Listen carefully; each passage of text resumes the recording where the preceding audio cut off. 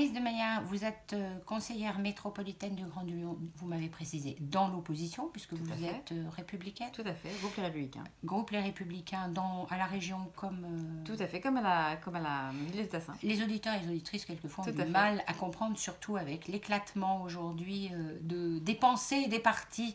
Tout à fait. Vous vous occupez à la métropole, vous m'avez dit que vous étiez un peu désespérée parce que vous vous occupez de la proximité. Et de la culture, non, ce sont des sujets qui sont intéressants, mais qui ne sont pas tout à fait dans mon cœur d'activité ou dans mon cœur d'intérêt premier, effectivement. Donc, mais nous sommes dans l'opposition, donc nous avons pris effectivement des représentations ou des sièges dans les institutions sur lesquelles nous avions été désignés. Tassin-la-Minuit de la métropole, ça vous aide d'être conseillère métropolitaine pour résoudre les problématiques de vos concitoyens tout à fait, à la mairie? tout à fait, parce que siéger dans l'opposition, ça c'est un fait. Mais monsieur le maire et moi, nous avons à cœur d'établir des relations plus que cordiales avec les vice-présidents de la métropole et de dialoguer, de les rencontrer régulièrement et de travailler en ce sens les sujets fait souvent bien plus avancer les choses qu'une opposition dure, bête et méchante. Donc nous ne sommes pas dans cet esprit-là et nous avons à cœur de dialoguer régulièrement, ce qui est le cas aussi des vice-présidents de la métropole. Donc par exemple, quel est le sujet à Tassin-la-Demi-Lune qui est important en ce moment pour un... Il y a ce qu'on appelle la PPI, la programmation pluriannuelle d'investissement. Bon là, ça peut être très politique, mais on a une des plus grosses rénovations de collèges sur Tassin-la-Demi-Lune avec le collège Jean-Jacques Rousseau. Plus de 12 millions d'euros qui vont être attribués pour la rénovation de ce collège qui va prendre près de 3 ans. Le dossier était compliqué à monter. On ne fait pas d'investissement comme ça en deux semaines. Mais combien d'habitants à Tassin? Donc il y a un petit peu moins, il y a aux alentours de 24 000 habitants. Ah oui, donc c'est une très grosse commune. C'est une belle petite commune, effectivement, qui grossit vite. Il y a un moment où on avait près de 3 habitants par jour qui venaient s'installer à Tassin. Donc il a fallu tenir compte de cela. Construire, c'est bien. On a mis un petit coup d'arrêt parce qu'il fallait impérativement que les services publics suivent.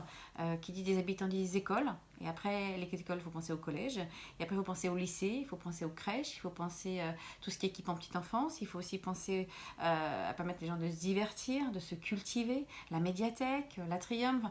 On a des projets qui vont dans tous les sens. On a envie que les entreprises aiment notre territoire et viennent s'installer. C'est ce qu'on fait. Donc voilà, on a une belle équipe de conseillers municipaux et d'adjoints qui travaillent vraiment dur. Ça, je dois dire qu'ils n'épargnent pas leur travail. L'urbanisme, les grands travaux, la voirie, tout ça, ce sont des sujets qui sont importants. Vous conseillez aux gens de faire de la politique, de devenir élu? Oui, mais oui, bien sûr. C'est une passion. Et on met vraiment notre énergie au service d'une commune.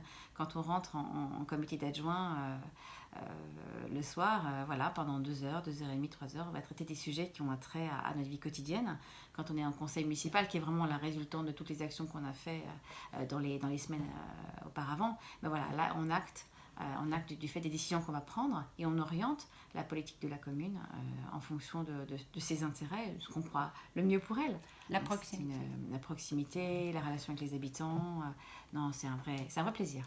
Conseil régional, donc à la région, là c'est un autre niveau pour expliquer un petit peu à nos auditeurs. Enfin, on a fait Tassin, la métropole. Voilà. Et puis, 3e niveau. Le donc 3e c'est très niveau complémentaire ces de 3 la régions région en fait. Mais je croyais qu'on ne pouvait pas être métropole et région aussi. Je ne siège pas dans les exécutifs à chaque fois. D'accord. Donc je peux cumuler ces 3 mandats, ce qui ne sera plus le cas par contre pour les prochaines élections. Je devrais choisir entre... Quand est-ce les prochaines élections métropolitaines? Mars 2020. D'accord. Et alors la région, là, avec Laurent Wauquiez, c'est aussi une nouvelle aventure depuis... Tout à fait, depuis janvier 2016. Ouais. Voilà. Et là, vous avez découvert un autre univers. Passionnant. C'est une région qui est immense. C'est la 2e plus grande région de France. Il y a quand même 8 millions d'habitants, 12 départements, avec un territoire qui est très étendu, avec des disparités qui sont très intéressantes, des grosses locomotives et une ruralité qui est aussi passionnante.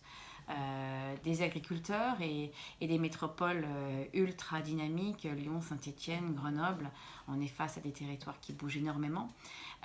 Des grands comptes, des très très belles entreprises sur le territoire, mais également un tissu de PME extrêmement riche, une industrie qui repart, qu'il faut impérativement soutenir, un soutien aux entreprises qui est vraiment dans notre cœur d'activité, dans nos envies, dans notre plan de mandat.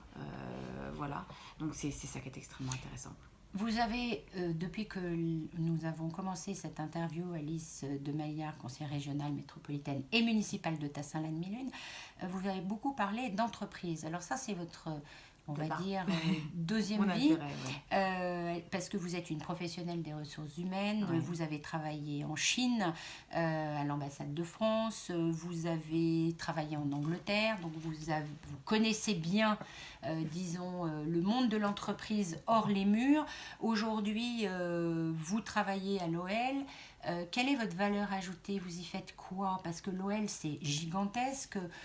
Lors de ses vœux, Jean-Michel Aulas, il y a quelques jours, a dévoilé tous ses projets sur le monde, vis-à-vis du monde de l'entreprise. Comment ça va s'articuler tout ça? Ça a l'air assez gigantesque. Il y a 1500 personnes qui travaillent. À l'OL? Non.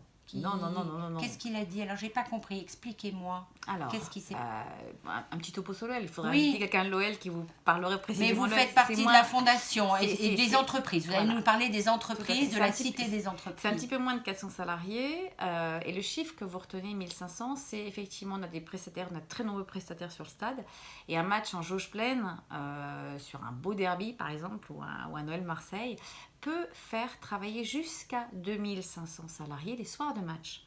Puisqu'un match, ça se prépare depuis 5 ou 6 heures du matin jusqu'à 5 ou 6 heures le lendemain, avec une foultitude de petits métiers ou de métiers qui vont intervenir. Nettoyage, préparation de sandwich, hôtesse, VIP, sécurité, maintenance.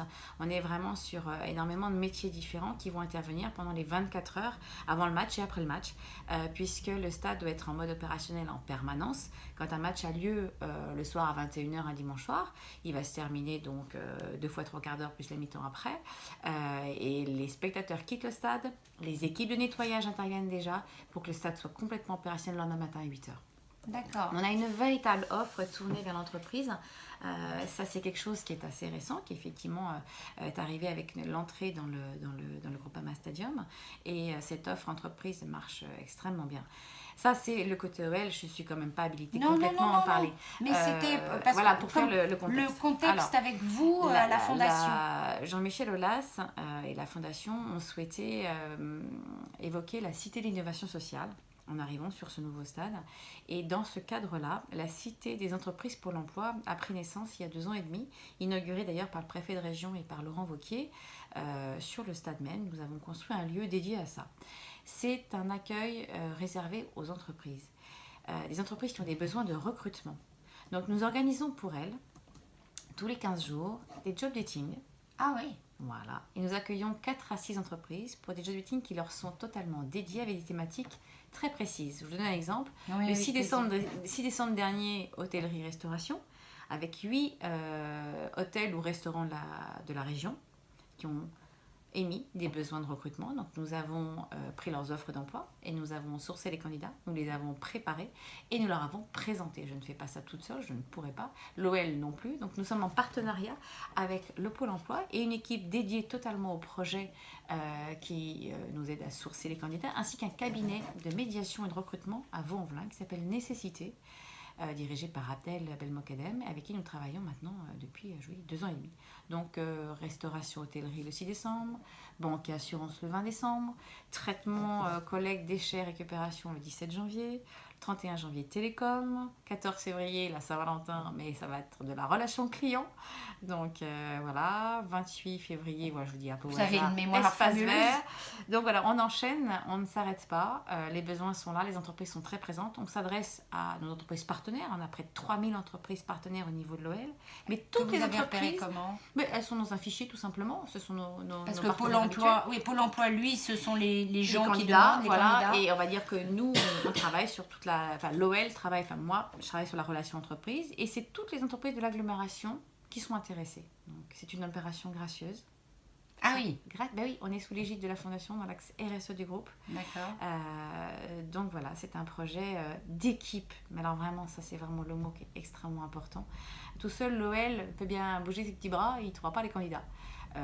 Pôle emploi a cette capacité à mobiliser les candidats et aussi un gros réseau entreprise. Donc on travaille vraiment ensemble et Nécessité est là effectivement pour nous amener des candidats qui peuvent être un petit peu hors scope de Pôle emploi ou des candidats qui sont en relation en permanente sur les quartiers. Et ça, c'est très intéressant aussi à proposer. Alors, quand vous dites sur les quartiers, ça veut dire vous essayez de cibler vraiment On aime bien le stock en difficulté? Non, pas forcément. C'est pas forcément ça. La clé d'entrée, ce sont des gens qui ont envie de travailler. C'est un recrutement par compétences que l'on fait. On ne transmet pas à l'entreprise le CV du candidat. Elle doit nous faire confiance sur cette sélection, ce sourcing que nous effectuons avec nos partenaires. Et les entreprises se présentent le jour du job dating. Nous les accueillons avec tout ce que l'OL sait faire.